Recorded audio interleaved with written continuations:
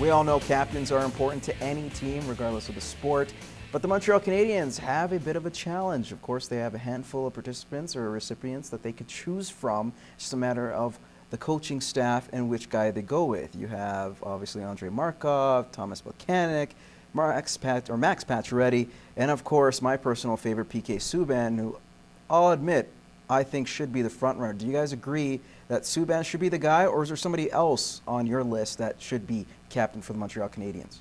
As a HABS fan, I honestly believe that they're going to go with like the 3 assistant captain kind of thing, and then go halfway through the season, kind of feel it out, and have someone steps up as a leader more than the other ones. I think then they'll become the captain. But right out of the bat, I bet you they don't name a captain right away.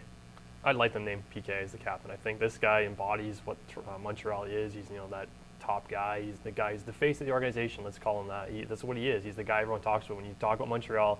You talk about Carey Price and PK Subban. I think especially right now, he's trying to get his contract and he's trying to get all of that sorted out and how long term and all that. Make him a captain. Sign him long term. Problem solved. So kill everything right now. PK for captain. See, and that's the thing, but a lot of people say, well, you know what, he's not mature yet. Or you looked at what happened with his relationship with Michel Therrien last year. Should that be any issue? You're a coach. I don't think that's any issue. It's, so there's going to be friction sometimes between players and coaches, and you just have to work through it. And I think I think he's a great player. I think he exemplifies exactly what you need out of a defenseman, and he's a what am I trying to say? A Norris Trophy winner. He is I think he's great. The only knock on him, I guess, would be that he doesn't speak French. That they don't like that very much. But you know what? They'll love him soon enough. Of course, they endear him in terms of his passion. But I don't know if they would want to go a different way. To me, it doesn't seem like there's a legitimate person that you'd have as another captain. It really is. Can you go? Markov. He's been injured for how long? That's not a guy I think you can put the captaincy on. You might as well go the 3-captain system if you're going to do that. Plekanec's, it's another guy. They'd be the next front runner. If it's not PK, it's got to be Quinn. I don't know where you go with that team, and we don't know what's going on behind in the locker room, and who's the leader of the group. PK outside of it seems like that he's the leader guy. I guess we'll see what the decision is when he gets named. Move on to the CFL. Guys, 2 weeks into the season, 2 surprises. The Edmonton Eskimos, Winnipeg Blue Bombers. Still undefeated. Did not see this coming. I don't think even Eskimo fans or Bomber fans saw this coming either. But outside of them, is there even maybe a team that has surprised you so far in the first 2 weeks of the league, of the season? Not really. I'm from Toronto, so I guess I would be rooting for them, but they haven't had the best start, but I think they'll come around, especially with that big trade they just made. You have been here last 2 weeks, and I've been pushing for the Red Blacks, and they actually did surprise me in their first game, and I actually really liked what they did. Yeah, they got defeated, but it wasn't a blowout like I think people thought it was going to be. This team that hung around, stuck around. I think they're actually going to make some noise this year too. Out of those 2 undefeated teams, who has the most momentum, or at least carry that momentum further down the season? I really think Edmonton, the way they played last weekend, they stifling defense. It was great to watch. And they got the quarterback to back it up as well. That's why I think you had the defense and you had the great quarterback. I think you have the mixing for a great team this year. All right, we'll move on to Odell Willis now. The CFL has come down on him just with a fine. Not a max fine.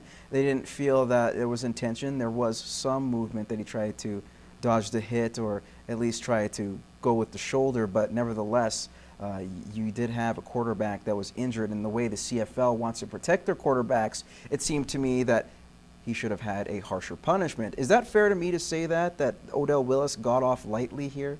I don't even think he got off. I don't think he got off lightly. It's a big hit. Who should really be fined is the Ticats line. They've been playing absolutely horrible. 10 sacks in the first week. This week, the highlights were just hit sticks on their quarterback all day. It was crazy to watch.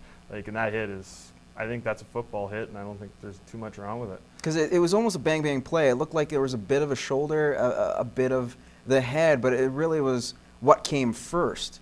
It was so hard to define, but do you agree just the fine worked out, or was that even harsh? Yeah, I don't think it was harsh. I think that when you watch the hit, it looked to me like a shoulder hit, clean hit.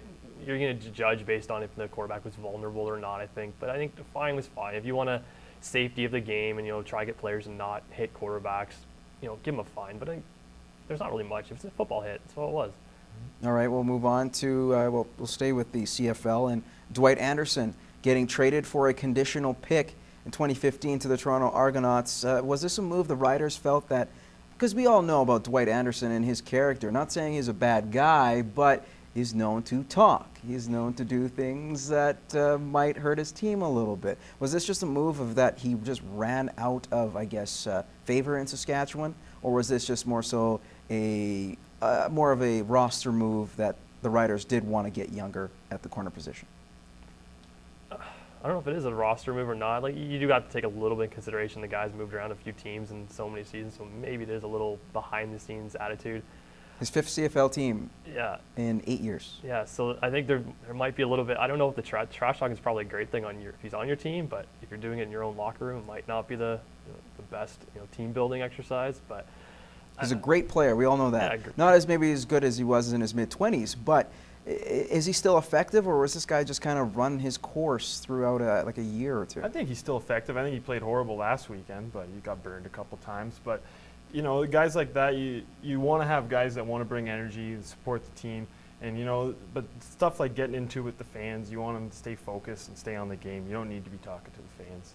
All right, guys, we're going to take a quick commercial break. When we return, we're going to have Lloydminster's favorite game, Over Under, next.